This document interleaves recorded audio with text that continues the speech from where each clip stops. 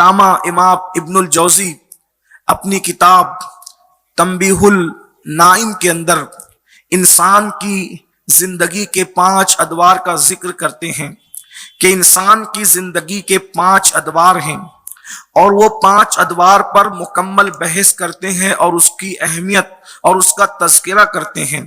لیکن ان 5 ادوار میں ایک دور صرف آپ کو سمجھنے اور سمجھانے کے لیے کہ بچپنا ہے. بچپنا اسے کہتے ہیں کہ انسان اس میں کچھ نہیں کر سکتا اپنی طاقت اور قوت سے، اور ایک دور ہے جسے بڑھاپا کہتے ہیں. اس دور میں بھی انسان بہت کچھ نہیں کر سکتا اپنی طاقت اور قوت سے. لیکن بچپنے اور بڑھاپے کے درمیان کی جتنی عمر ہے، حضرت مبلغ اسلام علامہ عبدالعلیم میٹھی صدیقی رحمت اللہ تعالی علیہ لکھتے ہیں کہ بچپن اور بڑھاپے کے درمیان جو انسان کی زندگی ہے اس کو اسلام جوانی سے تعبیر کرتا ہے، اور یہ جوانی بڑا خوبصورت سا وقت ہے، بڑا خوبصورت سا وقفہ ہے. انسان کی زندگی کا راس المال ہے، جس کو ہم اپنے ممبئی کی زبان میں موڑی کہہ سکتے ہیں، بلکہ کہتے ہیں راس المال یعنی اصل. جو انسان جب بزنس کرتا ہے، تجارت کرتا ہے، تو وہ جو قیمت، جو رقم کاروبار میں لگاتا ہے اس کو راس المال یا موڑی کہا جاتا ہے. تو اصل انسان کی زندگی کا جو خوبصورت ترین وقت ہے جسے جوانی کہتے ہیں، یہ زندگی کا حاصل ہے. یہ بڑے خوبصورت لمحات ہے جسے جوانی کہتے ہیں. اس میں ہر چیز کی لذت آتی ہے، ہر چیز کا لطف آتا ہے.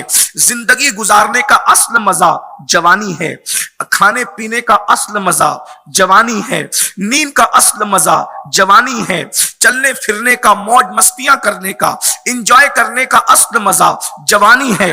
بڑی خوبصورت ہے جوانی. اور جوانی پھر اسلام میں بھی ایسا نہیں. اسلام کی خصوصیت ہے کہ اسلام دین فطرت ہے. اسلام جو ہے وہ لایانی باتیں نہیں کرتا، اسلام زبردستی تھوپنے والی باتیں نہیں کرتا.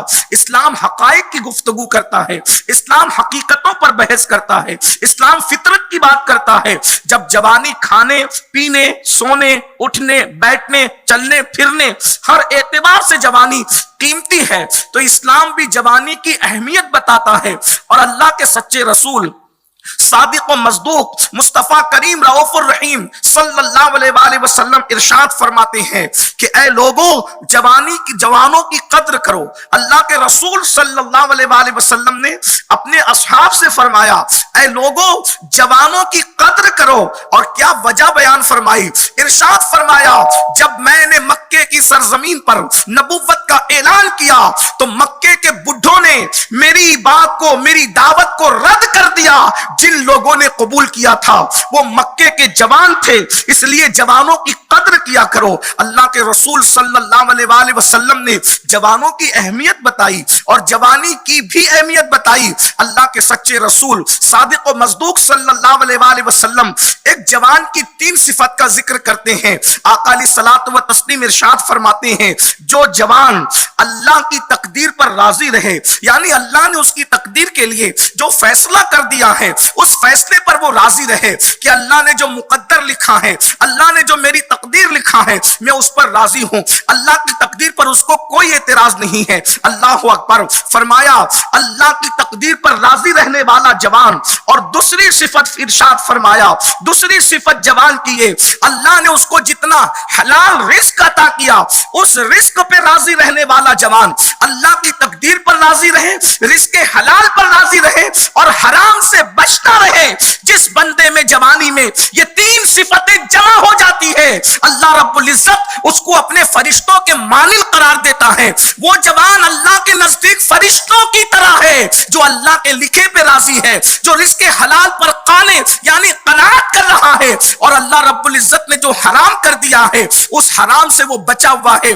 وہ فرشتوں کی طرح ہے، اللہ کے نزدیک فرشتوں کی طرح ہے. اور ایک مقام پر تو یہاں تک فرمایا صبح کو عبادت کرنے والا جوان بوڑھوں پر ایسی فضیلت رکھتا ہے جیسے اللہ نے نبیوں کو امت پر فضیلت عطا فرمائی ہے، جیسے مرسلین کو اللہ نے امت پر فضیلت عطا فرمائی ہے۔ اللہ رب العزت ایک مقام پر حدیث قدسی میں ارشاد فرماتا ہے میرا حقیقی بندہ کون ہے؟ ذرا غور کریں، فرماتا ہے میرا حقیقی بندہ کون ہے؟ اللہ اکبر۔ اللہ جس کو خود کہے میرا بندہ، میرا حقیقی بندہ، میرا سچا بندہ، اللہ اکبر۔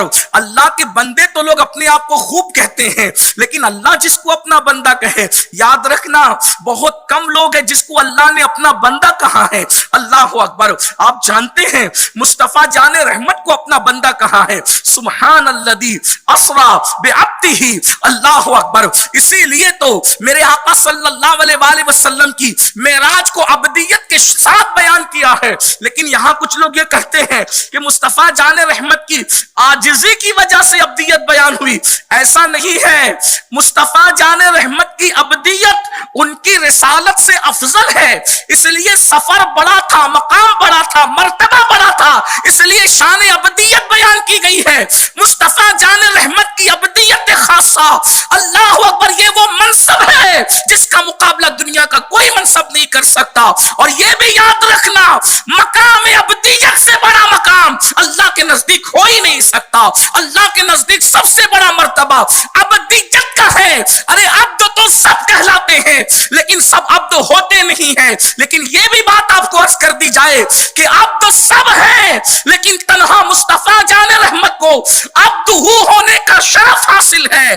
سب عبد ہے، مصطفیٰ کریم عبد ہے۔ اور اقبال دونوں کا فرق یوں بیان کرتے ہیں، عبد دیگر، عبد چیزیں دیگر، عبد دیگر، عبد چیزیں دیگر، ای سراپا منتظر او منتظر۔ عبد الگ ہے، عبد الگ ہے، عبد انتظار کرتا ہے، عبد کا انتظار کیا جاتا ہے۔ نعرہ تکبیر، نعرہ رسالت، علماء اہل سنت۔ عبد اور عبدہ کا فرق میرے امام نے بھی بیان فرما، کہتے تبارک اللہ شان تیری، تجھی کو زیبا ہے بے نیازی۔ عبد کے لیے لن ترانی ہے، عبد کے لیے لن ترانی ہے، کہتے تبارک اللہ شان تیری، تجھی کو زیبا ہے بے نیازی۔ کہیں تو ہو جوش لن ترانی، کہیں تقاضے وصال کے تھے۔ عبد کے لیے لن ترانی کہا جاتا ہے اور عبدہ کو نیند سے اٹھا کر کے لامکہ پہ بلایا جاتا ہے۔ عبد دیگر، عبدہ چیزیں دیگر، ای سراپا منتظر و منتظر۔ تبارک اللہ شان تیری، تجھی کو زیبا ہے بے نیازی، کہیں تو ہو جوش لن ترانی، کہیں تقاضے وصال کے تھے۔ اور عبدہ کی شان یہ ہے کہ عبدہ میں فنائیت وہ ہے کہ ذات بھی باقی نہیں رکھی، نام بھی باقی نہیں رکھا۔ حضور کی ذات بھی فنا ہے ذات باری میں، اور حضور کا نام بھی فنا ہے، اسی لیے حضور کا نام بھی نہیں لیا، کہ عبدہی۔ جس نبی کو عبد کہہ کر کے پکارا ساتھ میں سب کا نام لیا، لیکن تنہا مصطفیٰ جان رحمت ہے، حضور کو جب عبد کہا تو ساتھ میں نام نہیں لیا، اس لیے کہ نام بھی حضور کا فنا ہے ذات باری کے اندر، اور جس کا نام فنا ہے ذات باری میں پھر اس کو جلوہ حق ہونے کا شرف یوں حاصل ہوا کہ میرے امام کہتے ہیں وہی ہے اول، وہی ہے آخر، وہی ہے ظاہر، وہی ہے باطن۔ استاد زمن کہتے ہیں کہ لوگ کہتے ہیں کہ آنکھوں سے دیکھا، بالکل آنکھوں سے دیکھا، لیکن وہاں آنکھ کہاں تھی، جسم کہاں تھا، اور جسمانیات کہاں تھی، اور کون کہاں تھا، کون کہاں تھا۔ بات تو بس اتنی ہے کہ لمحہ باطن میں گمنے جلوہ ظاہر گیا تو کہتے ہیں وہی ہے اول، وہی ہے آخر، وہی ہے ظاہر، وہی ہے باطن۔ اسی کے جلوے، اسی سے ملنے، اسی سے اس کی طرف گئے تھے، اسی کے جلوے، اسی سے ملنے، اسی سے اس کی طرف گئے تھے۔ کمان امکان کے جھوٹے نقطوں، تم اول آخر کے پھیر میں ہو، اور محیط کی چال سے تو پوچھو کدھر سے آئے کدھر گئے۔ یہ ابدیت ہے، ابدیت اسے کہتے ہیں۔ اسی لیے اقبال نے ایک مقام پر کہا تھا کہ مقام بندگی دے کر نہ لوں شان خداوندی۔ مقام بندگی وہ مقام ہے کہ اقبال کہتے ہیں مقام بندگی دے کر میں خدا بننا پسند نہیں کرتا۔ کیوں؟ اس لیے کہ فرعون خدا خدا بنا غرق کر دیا گیا، نمرود خدا بنا لنگڑے مچھر سے ہلاک کر دیا گیا، اور موسیٰ صرف بندے بنے، موسیٰ کے لیے دریا میں رستے پیدا کر دیے گئے، ابراہیم علیہ السلام صرف بندے بنے، ان کے لیے نار نمرود گلزار ہو گئی۔ تو اور مگر اب جب مقام ابدیت سمجھ میں آ گیا آپ کے، اس سے بڑی کوئی ڈگری نہیں۔